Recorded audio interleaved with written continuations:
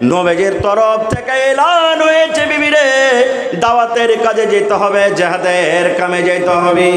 তাই আমি তোমার কাছে সালাম সভা করলাম, তুমি আমাকে মাফ করে দাও, তোমাকে আমি মাফ করে দিলাম। বিবিরে যদি জীবনে আমাদের চলাফেরাতে, কথাবার্তাতে, লেনদেনে যদি আমার দ্বারাতে কোনো ভুল হয়ে থাকে, আমার কথাতে, আমার কাজে যদি তুমি মনে কোনো ব্যথা পেয়ে থাকো, তাহলে তুমি স্বামী বলে তুমি আমাকে মাফ করে দাও। কারণ আমি জানি না যে তোমার দ্বিতীয়বার স্বামী মুখ দেখতে পাবো কি পাবো না। তার বাড়িতে একটা বাচ্চা ছিল, আবু তালহার একটা ছেলে ছিল 7-8 বছরকার, তার নাম হলো উমায়ের। বিবিকে বলছেন, বিবি কলেজের টুকরা উমায়ের কই, বেটা কই আমার?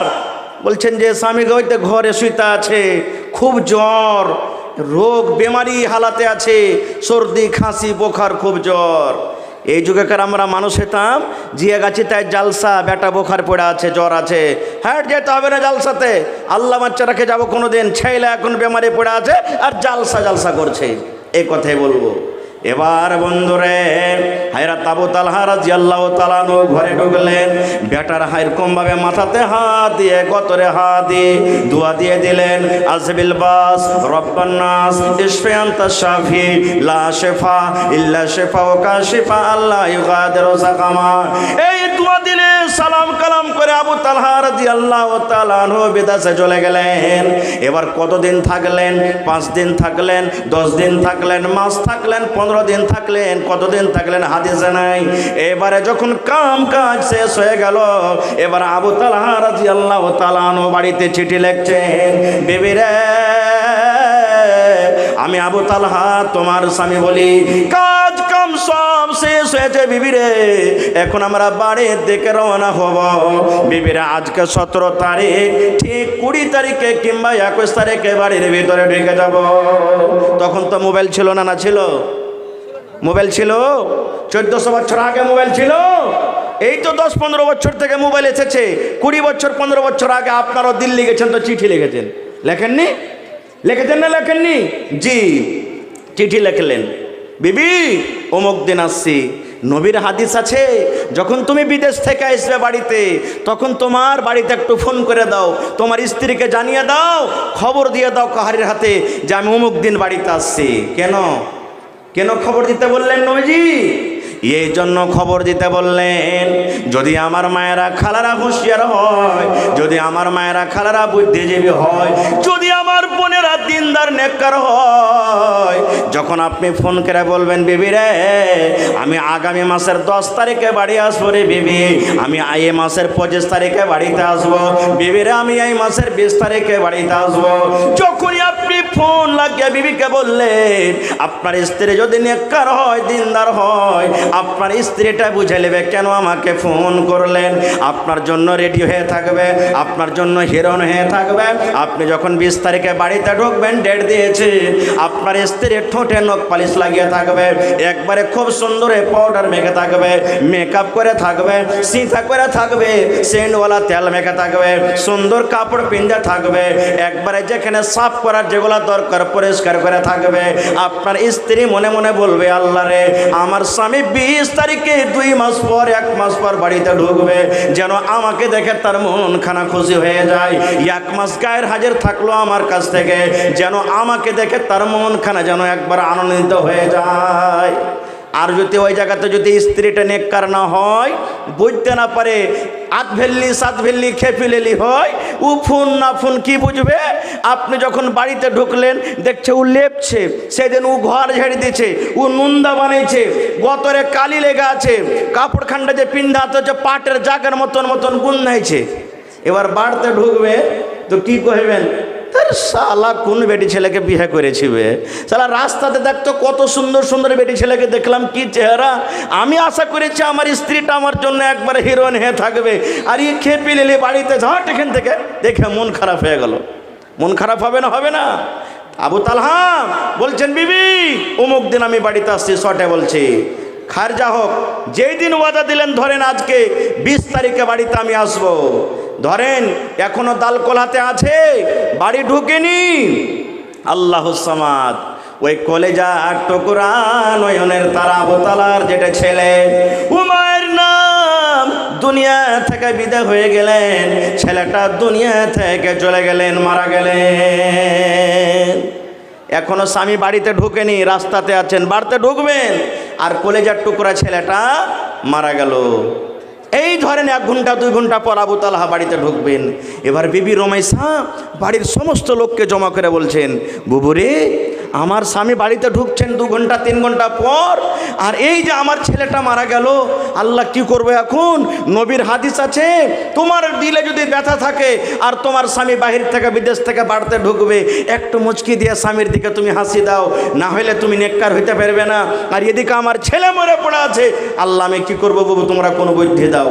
এই ভাবা চিন্তা করে এবার বেবি রমেশা বলছেন, বুবুরে, আমার ছেলে মারা গেছে, কোনো দুঃখ নাই, কোনো ব্যথা নাই। আল্লাহ রাব্বুল আলামিন যতদিন আমাদের ভাগ্যে নসিবে লেগেছেন ছেলে দুনিয়াতে থাকলো, এখন আল্লাহর আমানত আল্লাহকে জমা করে দিলাম। এবার বাড়ির লোকগুলোকে ডাক দিয়ে বলছেন, বুবুরে, আমার ছেলেটাকে আমি ওই ঘরে সুন্দর করে কাপড় দিয়ে ঢেকে দিলাম, তোমরা খবরদার আমার স্বামীকে জানাইও না, আবু তালহা তোমার কলেজার টুকরা সন্তান দুনিয়াতে আর নাই, এই খবরটা তোমরা দিও না। ঠিক যখন সময় হয়ে যাবে, দরকার যখন হবে, এই মতের কথাটা আমি নিজের স্বামীকে আমি দিব। এই আমার মায়েরা, খালারা, দেখেন নবীর হাদিসের প্রতি কিভাবে আমল করছেন বিবি রুমাইসা। ঠিক ছেলেকে ঢেকে দিলেন কাপড় দিয়ে, বাড়ির লোককে নিষেধ করে দিলেন। সন্ধ্যাবেলাতে এবার আবু তালহা বাড়িতে ঢুকলেন, বিবির যা স্বাগত করতে পারলেন করলেন, আহলান সাহলান মারহাবা যা কিছু করতে পারলেন করলেন। এবার স্বামীকে খাবার জন্য সামনে খেতে দিয়েছে, খেতে বসেছেন। এবার আপনি বলেন তো, আপনি দিল্লি পাঞ্জাব থেকে যখন বাড়িতে ঢুকবেন, তো বাড়িতে যদি আপনার ছোট ছোট ছেলে মেয়েরা থাকে, আপনি খবর নেবেন না? লিবেন না যে হ্যাঁ রে আব্দুল্লাহ কই, এই আব্দুল্লাহর মা ফাতেমা কই, বলবেন না? এবার আবু তালহা বলছেন, বিবি রে, বাড়ির সকল লোককে দেখতে পাচ্ছি, কিন্তু আমার কলেজার টুকরা উমাইরকে দেখতে পাই না। কই বিবি, উমাইর কই? কোথায় গেছে আমার উমাইর কই? আমি তো তাকে বাড়িতে রেখে গেছিলাম, বেমারি হালাতে, অসুখ হালাতে রেখে গেছিলাম, এখন আমার ছেলেটা কেমন আছে বিবি রে? কই আমার ছেলে, কলেজার টুকরা আমার কই?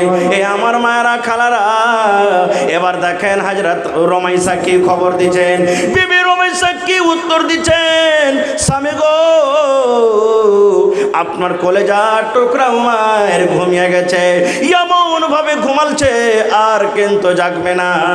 এখন আপনি খাবার খেলেন, আরাম করতে লাগেন, বিছানায় ঘুমিয়ে যান, আপনার ছেলে উমাইর ঘুমিয়ে গেছে, সে কিন্তু আর জাগবে না।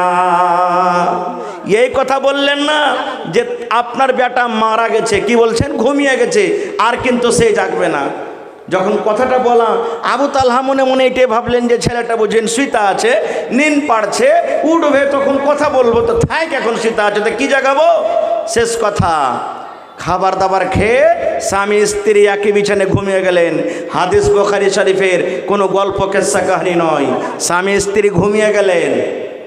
ঘুমিয়ে যাওয়ার পর আবু তালহা রাদিয়াল্লাহু তাআলা আনহু বললেন, আমি নিজের স্ত্রীর সাথে আমি সহবাস করলাম, মিলন করলাম, স্বামী স্ত্রীর যেটা হক আমরা দুইজনে পূর্ণ করলাম। এই রাত কাটতে কাটতে সুবহানাল্লাহ, ফজরের টাইমে মুয়াজ্জিন সাহেব যখন আসসালাতু খায়রুম মিনান নাওম, যখন ফজরের আজান দিয়েছেন, ওই টাইমে ওই সময়তে বিবি রুমাইসার চোখ দিয়ে ঝরঝর করে পানি ঝরতে শুরু হয়েছে। এবার আবু তালহা বলছেন, বিবি রে, কি ব্যাপার বুঝতে পারলাম না রে বেবে, কে ব্যাপার বুঝতে পারলাম না। এতক্ষণ তুমি কত আমার সাথে হাসিতে সময়টা কাটালে, কত তোমার মুখে আমি হাসি দেখলাম, ভিতরে কত খুশি দেখলাম, আর এখন হঠাৎ করে তোমার চোখে পানি দেখছি, ব্যাপারটা কি? এইবারে বেবে রমেশা বলছেন, স্বামী গো, একটা কথা লুকিয়ে রেখেছি, আমি লুকিয়ে রেখেছি, যেই কথা আপনাকে আমি জানাইনি, লুকিয়ে রেখেছি, আমার দিলের মধ্যে, অন্তরের মধ্যে আছে, ওই কথাটা আপনাকে বলতে চাই, ওই কথাটা কি আপনি শুনবেন? এবার আবু তালহা বলছেন, হ্যাঁ বিবি শুনবো, কথাটা কি বলো। এবার আবু তালহা রাদিয়াল্লাহু তাআলা আনহুর স্ত্রী বলছেন, এ স্বামী গো, যদি কোনো মানুষের কাছে আপনি টাকা ধারলেন, কোনো মানুষের কাছে খাজুর ধারলেন, কোনো মানুষের কাছে গম ধারলেন, তাহলে বলেন ওই ধারের টাকাটা তাকে দিতে হবে না হবে না? হবে। ধারের টাকা দিতে হবে, গম ধারলেন দিতে হবে, জও ধারলেন দিতে হবে। তো দেখেন কেমন ভাবে বুঝাইছে, স্বামী গো, যদি কোনো মানুষের কাছ থেকে আপনি গম ধার নিয়েছেন, কোনো মানুষের কাছ থেকে আপনি টাকা ধার নিয়েছেন, আর ওই টাকাওয়ালাটা যখন চাইবে তার টাকা ফেরত দিতে হবে কি হবে না?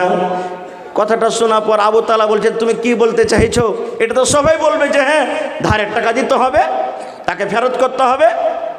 এবার বিবি রুমাইসা বললেন, স্বামী গো, এই মাত্র আল্লাহ রাব্বুল আলামিন একখানা সন্তান আপনাকে আমাকে দান করেছিলেন। যেদিন আপনি বিদেশে চলে যাবেন, সেই দিন যে সন্তানকে আপনি বেমারি হালাতে রেখে গেছিলেন গো স্বামী যান, ঠিক আপনার বাড়িতে ঢুকার 1 ঘন্টা আগে আপনার ওই কলেজার টুকরা আর দুনিয়াতে নাই, ওই কলেজার টুকরা আপনার দুনিয়া থেকে চলে গেছে। ওই ছেলে আর দুনিয়াতে নাই, দুনিয়া থেকে চলে গেছেন। এখানে মেলায় কথা আমরা বুঝতে পারলাম আছে হাদিসে লুকিয়ে, কিন্তু আমি যে উদ্দেশ্যে আপনাদেরকে হাদিসটা শোনালাম, আমার মায়েরা খেলারা, এরকম রমেশার মতো নেককার দিনদার হইতে হবে। বুকে মুসিবতের পাহাড়, দুঃখের পাহাড়, তবে স্বামী যখন বাড়িতে ঢুকবে মুচকি মেরে তাকে একটু হাসি দিতে হবে। দেখেন ওই জায়গাতে যদি বিবি রমেশা যদি হা মাও করে কান্দন করতেন, স্বামীকে যদি মতের খবরটা দিয়ে দিতেন, তাহলে যেই খুশি, যে আনন্দিত বিবির কাছে রাত কাটালেন যেভাবে, আবু তালহা কাটাতে পারতেন? কাটাতে পারতেন না। 1 নম্বর হয়ে গেল। 2 নম্বর নবী বলেছেন, ওরে সুবহানাল্লাহ, এ আমার মায়েরা খালারা, 2 নম্বরে নবী বলেছেন, কোন মহিলা যেন নিজের স্বামীর আমানতের খেয়ানত না করে। যদি কোনো মহিলা স্বামী বাড়িতে থাক কিংবা বিদেশে থাক, যদি কোনো মহিলা নিজের স্বামীর মালের আমানতের খেয়ানত না করে। আর একটা কথা বলে দিই, এ পুরুষ ভাই, বাড়িতে স্ত্রী রেখে 3 বছর 4 বছর 5 বছরকার মতন যে বনে চলে ইচ্ছেন খাটতে যায় না, গুনাহ হয়ে যাবে, পাপ হয়ে যাবে। কত ভাই দেখবেন বিয়ে করে নিলে, ই বাড়িতে রেখে দিলে, আর 3 বছর 4 বছর ও মাঠে ময়দানে বিদেশে পড়ে আছে। স্ত্রীটাকে কে দেখবে আপনার? কে কাপড় দিবে? শুধু কাপড় পিনতে আসে না মহিলারা, কত বিচারে আপনারা দেখেন না? বিচার যখন হয়, স্বামী স্ত্রী যখন দেখবেন ঝগড়া বিচার হয়, হয়তো স্বামীটার কোমরে বল নাই, ওই স্ত্রীর কাছে কিছু করতে পারে না, বিচারে ডাইরেক্ট দেখবেন শুনবেন, ওর কি আমি মুখ দেখে ভাত খাবো? বলছে কে? বলে না, ওই পুরুষকে বলবো, স্ত্রী বাড়িতে রেখে 3 বছর 4 বছরকার মতন চলে যান না। আল্লাহর নবীর সাহাবী উমর রাদিয়াল্লাহু তাআলা আনহু যখন রাজা হয়েছেন, রাতের বেলাতে একদিন ঘুরছেন, কোন বাড়িতে কে মুসিবত আছে, কে খেতে পেয়েছে, কে কাঁদছে, কে বেমারিতে আছে, খবর লিছেন, রাস্তা দিয়ে হাঁটছেন। হাঁটতে হাঁটতে সুবহানাল্লাহ, এখন বাড়ি থেকে খবর আসছে, একটা মহিলা বলছেন আফসোস করে, আল্লাহ রে, আজকে আমার স্বামীর যাওয়া কতদিন হয়ে গেল, আমার স্বামী বাড়িতে নাই, আমি একা একা বিছানায় আছি। আল্লাহ, যদি আজ আমার স্বামী বাড়ির ভিতরে থাকতো, তাহলে আজকে আমি খাটখানাকে আমি কাঁপিয়ে দিতাম, এই খাটখানাকে আমি কাঁপিয়ে দিতাম, এই পালঙ্কে আমি ঝুলিয়ে দিতাম, যদি আমার স্বামী বাড়িতে থাকতো। যেমন উমর রাদিয়াল্লাহু তাআলা আনহু কথাটা শুনলেন, শোনার পর ডাইরেক্ট নিজের বেটি হাফসা, নবীজির একজন স্ত্রী হলেন উমর রাদিয়াল্লাহু তাআলা আনহুর বেটি, উমর নিজের বেটি হাফসার কামরাতে রুমে চলে গেলেন। যাওয়ার পর বেটিকে ফতুয়া জিজ্ঞাসা করেছেন, বেটি একটা কথা বলো তো মা। বলছে কি আব্বু? বলছে যে মহিলার বিবাহ হয়ে গেছে, সে মহিলা নিজের স্বামী ছাড়া কতদিন বাড়িতে থাকতে পারে না মা, একটু ফতুয়াটা দাও তো।